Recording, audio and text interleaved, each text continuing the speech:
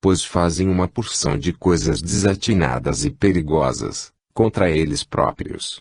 Por isso, os espíritos primários vivem melhor na terra, assim como o animal selvagem também se ajusta melhor na mata virgem.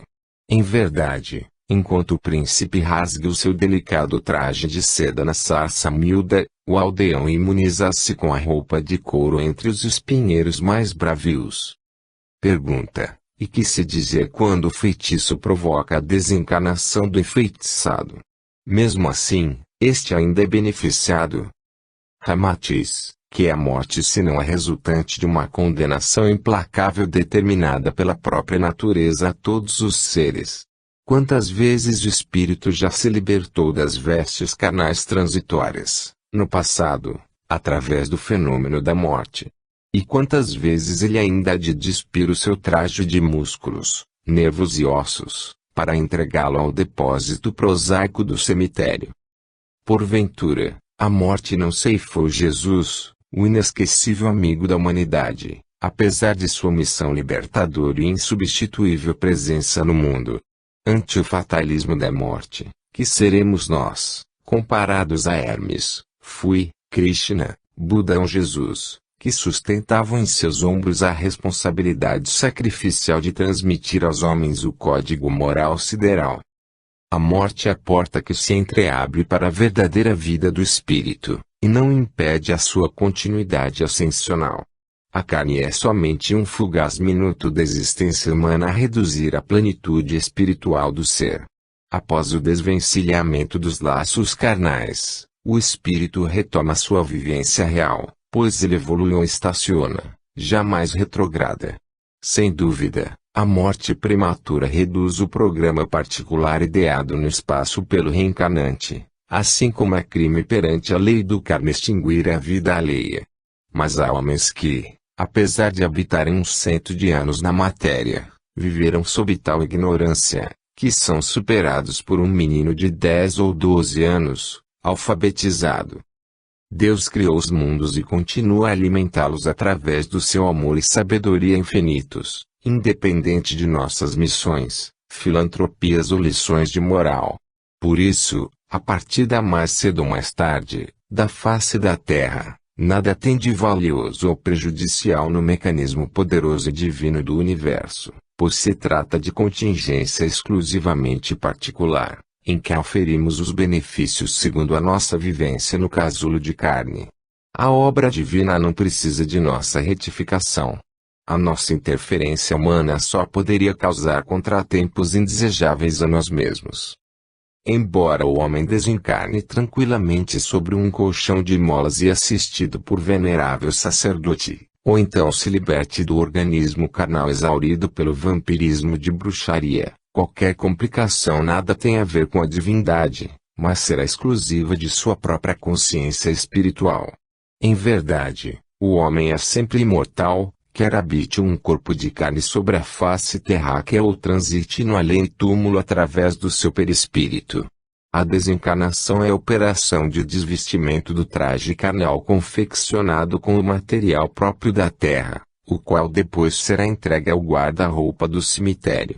Não há morte nem sobrevivência, pois o espírito apenas desveste o corpo de carne e enverga roupão confeccionado de fazenda fluídica. Os sonhos e os ideais que são desfeitos pela morte, sob o guante da feitiçaria, podem ser concretizados com mais facilidade no mundo espiritual, do que no solo instável da matéria. Quando os terremotos, vulcões e tufões destroem cidades e civilizações que estão no apogeu da glória artística, científica, social e arquitetônica, porventura isso deveria ser considerado um crime impiedoso por parte da divindade? Quantas experiências religiosas, renascimentos artísticos, conquistas científicas e realizações sociais progressistas são pulverizadas, em poucos minutos, sob a catástrofe fatal. Enquanto a bruxaria liquida a vida de uma centena de pessoas, porventura não se aniquilam milhares de seres pela força dos elementos em fúria e sob o beneplácito das autoridades siderais? Pergunta: mas embora o feitiço produza benefícios à sua vítima, pois acelera a dinâmica superior do espírito através do sofrimento. Isso não será sancionar uma prática tão ignóbil.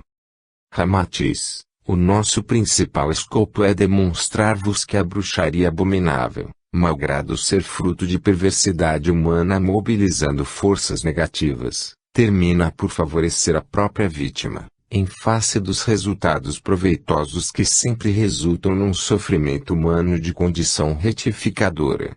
O benefício e a aventura podem disfarçar-se sob a vestimenta transitória do próprio mal, porque a lei divina aproveita os censuráveis equívocos humanos no sentido de beneficiar o homem. Os espíritos gastam milhões e milhões de anos na esteira da dor-purificação, mas, assim que atingem a angelitude, serão felizes por toda a eternidade.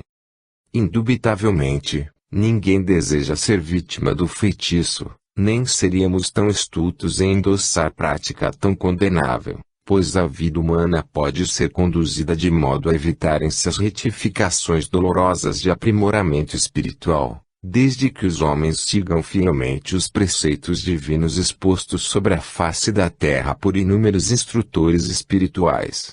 Ademais, o enfeitiçamento só se positiva quando existe o clima eletivo na própria vítima embruxada, seja pela sua conduta irregular na atual existência, ou devido às consequências censuráveis do passado.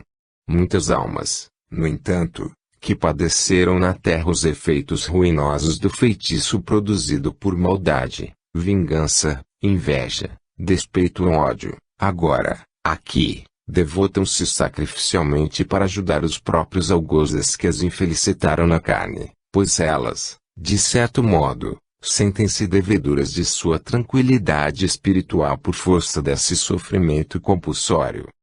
Não há injustiça nem equívoco no universo criado por Deus. É o Cristo Jesus quem nos esclarece a esse respeito, quando assim adverte: quem com ferro fere, com ferro será ferido, ou, ainda, cada um há de colher conforme semear. Sob a decorrência vibratória das leis de causa e efeito, o deslocamento de um grão de areia reajusta idêntico fenômeno no outro ponto.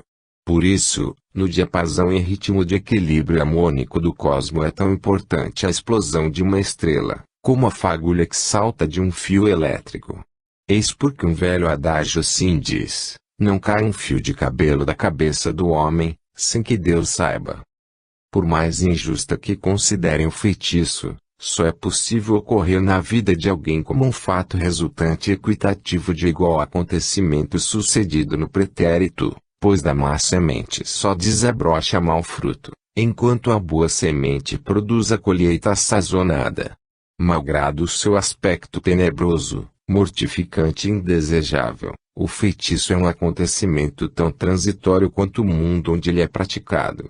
Perturba, infelicita e consome o ser, quando é manejado por almas daninhas experimentadas no gênero diabólico, mas dessa ofensiva maligna e vingativa, executada a curto prazo de uma existência física, também pode-se originar vivência espiritual mais tranquila após a morte. A Terra não é colônia de férias, mas de educação primária do espírito, onde o terrícola é o aluno em um curso de alfabetização sideral. Os alunos que, antes de cumprirem os seus deveres escolares, atêm-se a gozo prematuro que lhes desperdiça o tempo tolamente, terão de repetir as lições frustradas tantas vezes quantas se fizerem necessárias para o seu entendimento proveitoso. O cidadão terreno também é o aluno primário, mas engatinhando no esforço de articular os primeiros vagidos conscientes do espírito eterno e libertar-se do acervo instintivo da animalidade. Indisciplinado e irresponsável, escravo dos impulsos daninhos e das paixões debilitantes, ele é mais beneficiado quando submetido às ligações da dor e do sofrimento, da vicissitude e da amargura, do que os prazeres perigosos da vida carnal. Malgrado os protestos que provocam os reveses e as dores humanas, a infelicidade do homem é sempre uma consequência danosa do pretérito, porque exige a retificação espiritual necessária à sua futura felicidade. Mas o enfeitiçado também acelera a dinâmica do espírito, pois em sua aflição e desespero cultiva a paciência, na procura de solução para a sua desventura e a humildade, como pedinte desesperado, assim como desenvolve o sentimento de confraternização ao ser grato pela cooperação alheia. O feitiço então pode surgir-lhe na vida e modificar-lhe o rumo pecaminoso dos vícios e das paixões perigosas. A aventura também pode ser forjada na própria desventura, quando o combustível inferior do feitiço que ativa o fogo do padecimento eleva a temperatura espiritual. Pergunta: considerando-se que a dor e o sofrimento são bases fundamentais ao aperfeiçoamento e à purificação do espírito na carne, porventura, o masoquismo não seria também uma virtude louvável, se o flagelo apressa a aventura espiritual? Ramatiz: o aproveitamento consciente do espírito nas próprias dores, amarguras e vicissitudes, que lhe sucedem na vida independente de sua vontade, jamais se assemelhem à autoflagelação de homens tolos, ou das práticas enfermiças de certos conventos religiosos. Ademais, o masoquismo é mais propriamente uma condição mórbida de criaturas ignorantes da realidade espiritual, principalmente dos enfermiços sexuais. Referimos-nos à dor e ao sofrimento que redimem são recursos valiosos mobilizados pela técnica e cientificismo da lei kármica, ativando as forças criadoras do espírito imortal.